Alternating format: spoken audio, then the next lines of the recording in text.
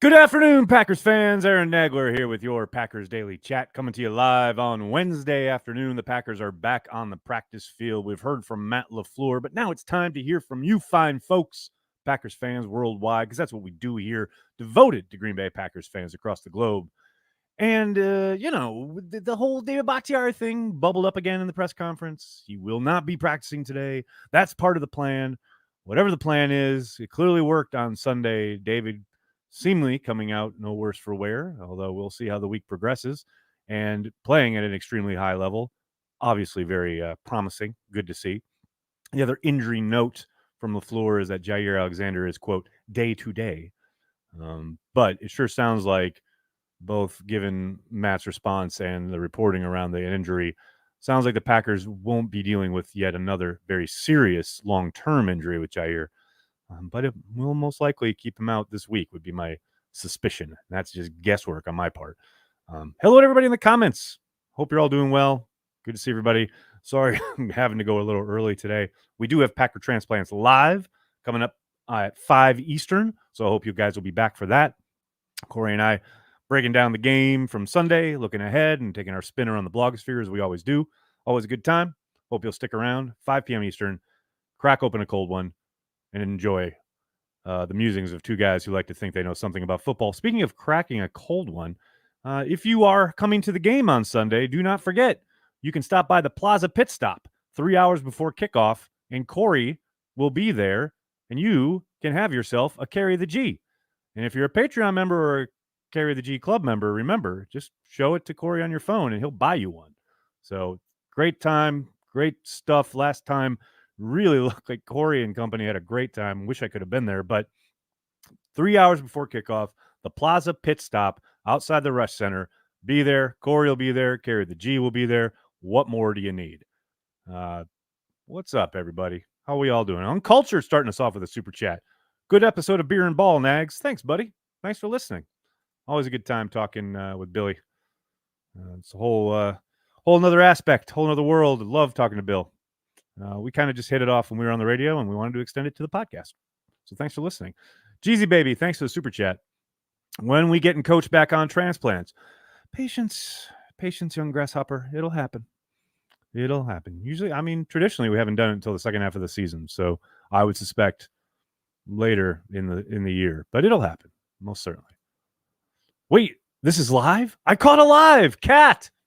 Hello. Yeah, I had to go early today, so maybe that's it. Maybe because of the early hour, you've caught a live one. Caught a live one here. Can't wait to see some Carry the G when I come up for the Jets game. There you go. The Jets are going to be catching the Packers coming off their London game. I think that helps New York in that instance.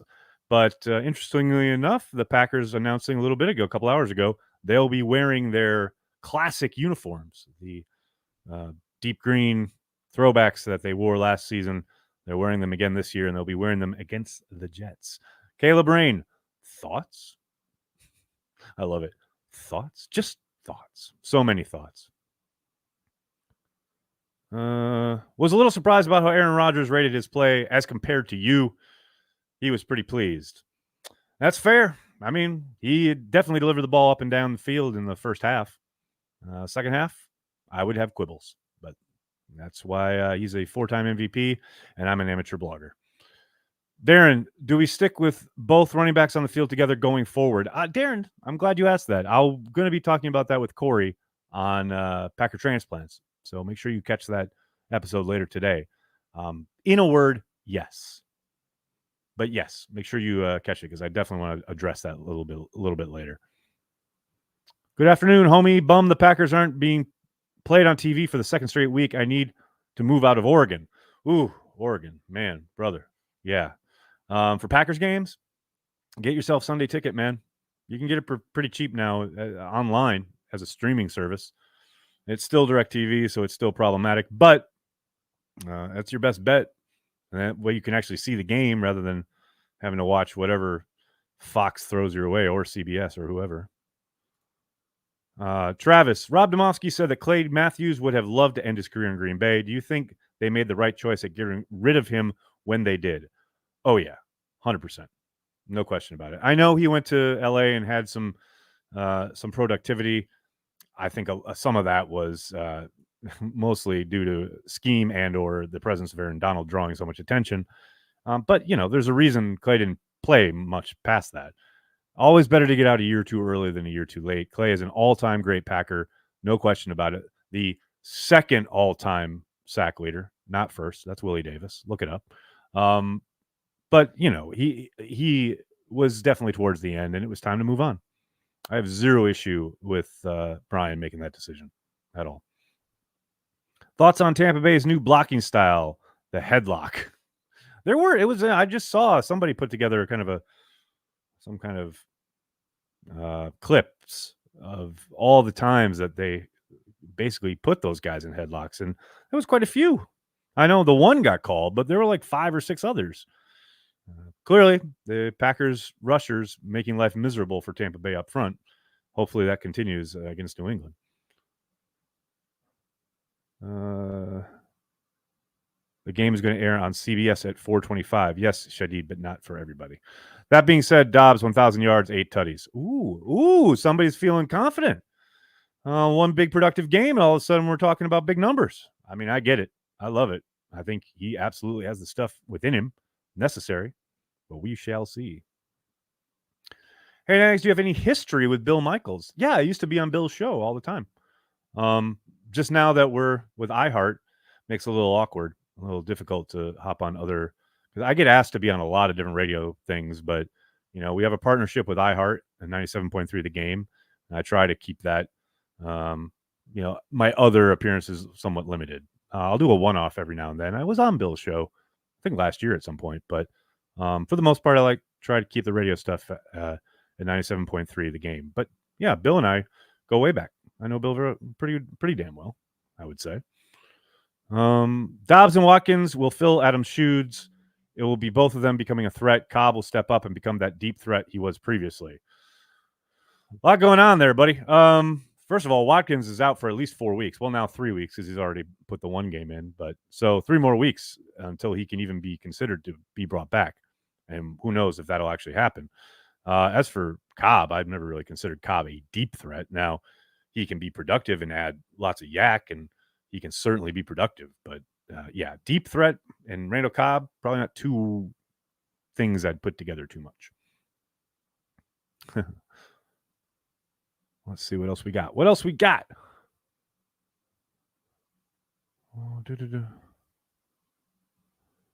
I usually watch the previous days during my lunch. Happy surprise today. Oh, Cat, I'm glad you could see it. What are your thoughts on keeping Rasul on the outside and Jair in the slot? I like Andy Herman's idea of doing that on obvious passing downs. Yeah, I think I talked to Andy about that this offseason. And I know Andy's kind of trepidation about working Jair inside full time was, holding up against the run, the physicality. I just think you can make more plays if you put Jair inside. And I'm not talking just as a cover guy, but also, rushing the quarterback, affecting the game. You're closer to the ball. You're closer to the line of scrimmage. I just think there's more ways for Jair to shine if he's asked to play inside. Now, maybe, I don't know. I think he's expressed a willingness to do so, but maybe the Packers are wary of the guy's smaller frame, etc.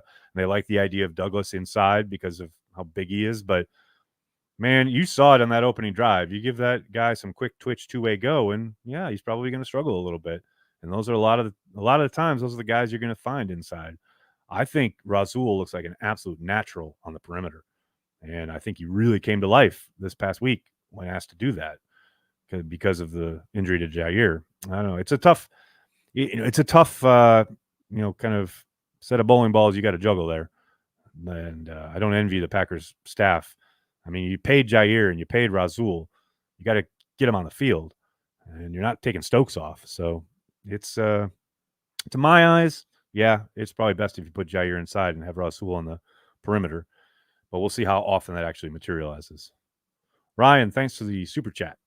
Do you think the linebackers will blitzing more Sunday with a backup QB on the other side?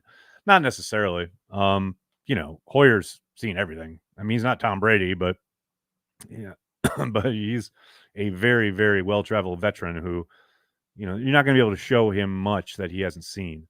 And that doesn't mean he's got the physical capabilities or the superstar ability to do what a Tom Brady or Aaron Rodgers does, but he's going to know the structure of the offense. He knows that system, and he's going to know where and when to get the ball out, where his outlets are, when to check it down, etc. So I think that doesn't mean they don't blitz him, but they've got a full week of preparation. He's, undoubtedly going to be ready to go, whatever the game plan is. So I don't think it's a case of, they've got a backup in there. Let's just blitz the hell out of him or pressure the hell out of him. I think you do so at your own risk, just because, like I said, he's a vet and he's seen it all. William, thanks to the super chat. Are you seeing improvement from the offense? Well, not in the second half of the last game, I'll tell you that. But yeah, the first 3 series, 100%. The efficiency there, their ability to move the chains, spreading the ball around. I think there was at some point, there was a graphic that showed they had hit 7 different receivers by the end of the second drive. That's the kind of offense they need to run. They're not a home run threat kind of offense. That's just not who they are, not who they're going to be. But the more they can kind of spread things around, utilize those running backs, obviously need to run the ball a little bit better. I think Matt has, clearly made mention of that a few times this week. But yeah, I think you saw essentially those first, handful of drives, how this team should be operating. And things will change if they get Watkins back. Obviously, Watson getting back will be a big factor as far as his speed, athleticism. That may bring an aspect of a downfield threat into the equation a little bit more. But I mean, the efficiency at which they operated those first, openers, those first 3 drives, God forbid, that's the blueprint. That's how you want it to look. It's just hard to do that throughout the entirety of a game. Worried about the Patriots? I worry about no team. If it's the Patriots, if it's the Bills, if it's the Cowboys, I don't worry. Why worry? Does it help anything? I'll tell you what I do have a bit of concern about, and I just talked about this on Beer and Ball with Bill. Classic trap game for the Green Bay Packers here. Coming off a big road win against an NFC opponent. At home, late start, gold package in the house. AFC team, not somebody you're overtly familiar with. All the recipe for a letdown. Big time. Historically, these are the types of games where Green Bay shows up and doesn't show up, doesn't get off the bus, forgets to wake up. Gold package, I'm looking at you. Big week for you. Big week for you. Do I think Walker is the real deal? You mean Quay Walker? Yes, very much so. He's still a young player. Still got a lot of improvement and development to go, but yes, I think he's the real deal. Bill Belichick says that Mac Jones' injury is day by day. We'll see Mac out there on one leg. Okay, Bill. Well, of course, they're going to keep things under wraps. I mean, everybody in the NFL does it, but especially Bill Belichick.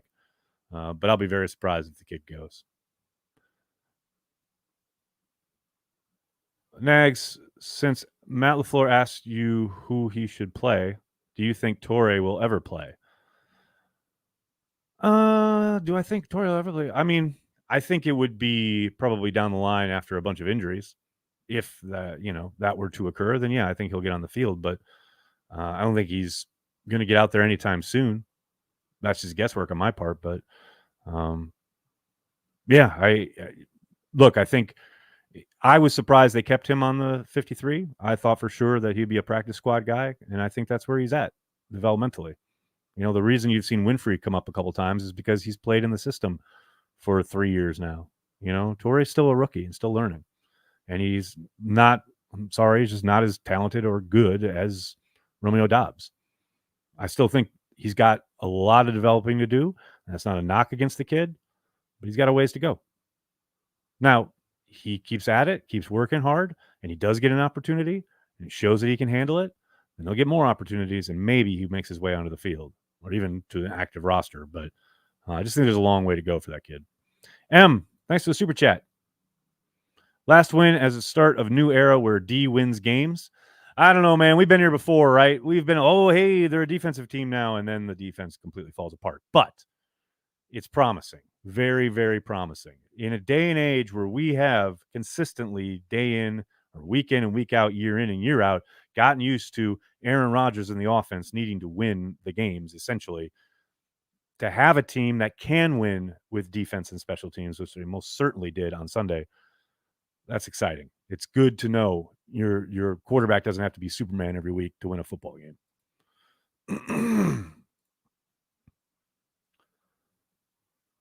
How many times can a practice squad player be called up? Good question, Steve. 3 times now. The new rule as of this offseason, you can call up a practice squad dude 3 times, and if you want to do it a 4th time, you have to sign him to the 53. So, meaning that Winfrey has one more time that he can be called up before they have to sign him to the 53-man roster. I know Patrick Taylor's been called up once, so he has 2 more times, etc.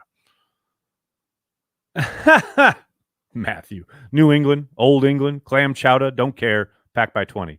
Not sure that clam chowder rhymes, but anyway.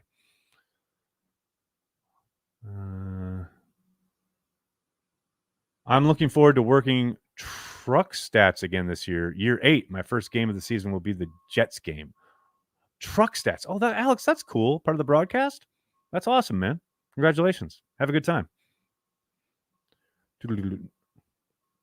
No Devontae has allowed us to truly adapt to LaFleur's offense. Somewhat. I mean, it's kind of out of necessity, right? The fact that you got to spread the ball around, etc. I mean, I hesitate to say, okay, this is LaFleur's offense. You know, there's still lots of concepts that they're running that kind of mesh with what Rodgers likes and what Rodgers preferred to bring along from McCarthy's days, etc. So, I mean, yeah, they're going to spread the ball around, so to speak. But I mean, they fed Dobbs pretty well on Sunday. It wasn't Devontae-like, obviously, but he got a good deal of work. So I think there's always going to be kind of a focal point of the attack. You know, it's just a question of getting the other guys involved, which they did a good job of on Sunday. Nags, how does DeGuara fit in? Interesting question, Brandy. I think right now he's a role player. He's got to know his role week in and week out. It's not going to be different it's not going to be the same every week. I think, going to be weeks where he gets more opportunities, and there's going to be weeks where you saw this past week where he's like, going in motion and trying to root out a defensive end.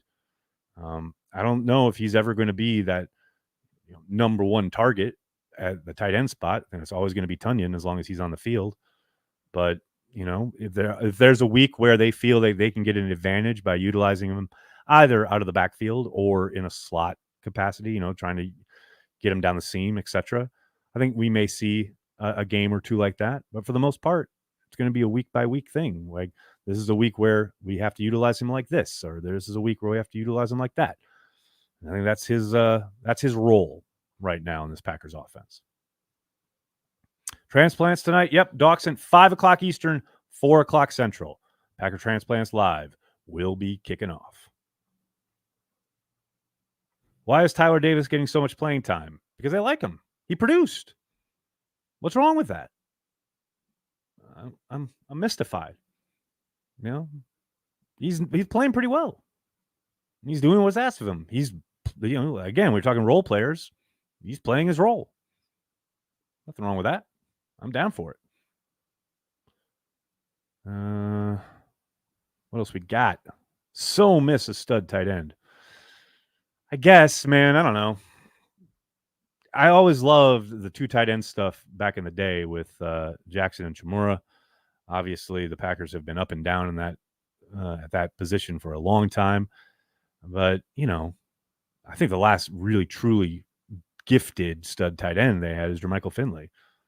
And that obviously helped open up a lot for the offense. But with Aaron over the second half of his career, really, almost avoiding the middle of the field, I'm not so sure how much a stud tight end would open up this offense. I mean, Aaron certainly will throw it to whoever's open or whoever he trusts. There's no doubt about it. But, man, I don't know. A stud tight end feels like I wouldn't say wasted, obviously. You want talent at every position, but just I don't know if the Packers would get the most utilization out of that having a stud at that position.